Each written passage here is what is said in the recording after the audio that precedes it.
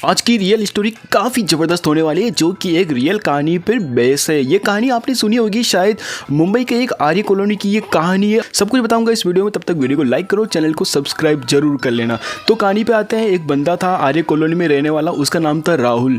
राहुल जहाँ जॉब करता था तो वो आर्य कॉलोनी और जंगल के बीच में जो रास्ता होता था उसका काम कहीं और था, यानी जो जंगल है उसके एक दूसरी तरफ उसका जॉब था। तो वो डेली अप डाउन करता था अपनी कार के अंदर, और कभी कभी अपने काम में इतना प्रेशर होने के कारण उसको रात को कभी 12 भी बज जाते थे या कभी रात को 2 भी बज जाते थे। लेकिन उस बंदे के पास कार होने के कारण वो कभी भी टेंशन नहीं लेता, और जबकि रात को आराम से अपनी कार में बैठ के मस्त चुल होके आराम से घर पे आ जाता था। तो एक रात की बात है जब उसी बंदे को यानी राहुल को रात को काम करते करते 2 बज जाते हैं।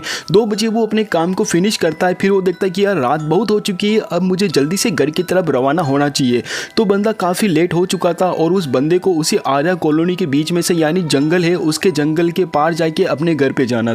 तो उस बंदे ने कोई टेंशन नहीं ली, उसको पता है कि मेरे पास कार है यार, मैं कार में आराम से जा सकता हूँ। तो उस बंदे ने अपना सामान जो भी लिया उसने पे किया और कार के पास गया और कार में लॉक लगा के बैठ के आराम से ड्राइव करने लगा और निकल गया अपने घर की तरफ, जो कि है आर्या कॉलोनी के।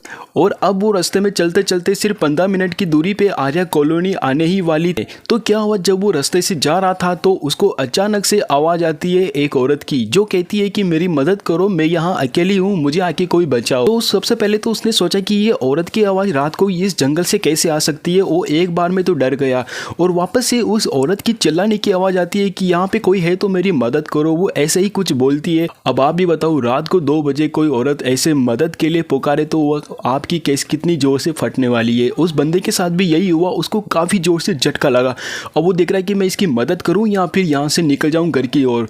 अब वो बंदा एक अच्छे दिल वाला था, तो उसने सोचा कि मैंने आवाज़ भी सुनी है, अब मैं इसकी मदद मुझे करनी ही पड़ेगी। तो इस राहुल ने उसको आवाज़ लगाई कि आप परेशान मत हो और मैं आपके पास आ रहा हूँ। तो उस बंदे ने अपनी कार को साइड में कहीं पार किया और कार में से निकल के अपनी कार को लॉक लगा के उस बंदी की, उस लड़की की, मतलब जो भी है उस औरत की, चुड़ैल भी बोल सकता हूँ यहाँ पे, उसकी मदद के लिए निकल गया।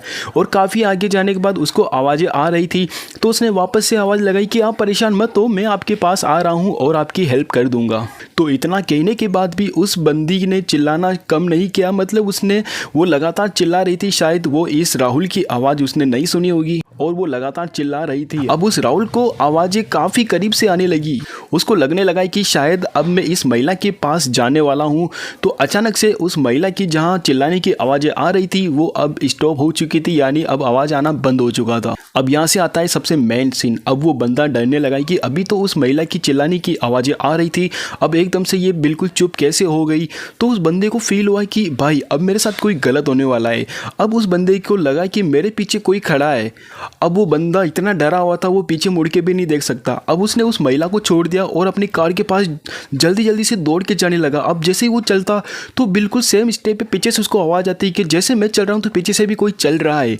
अब वो बंदा काफ़ी डर चुका था। अब वो बंदा तेज़ी से अपनी कार की तरफ जाने लगा और उसको फील हुआ कि कोई चीज़ मेरे पीछे से तेज़ी से मेरा पीछा कर रही है।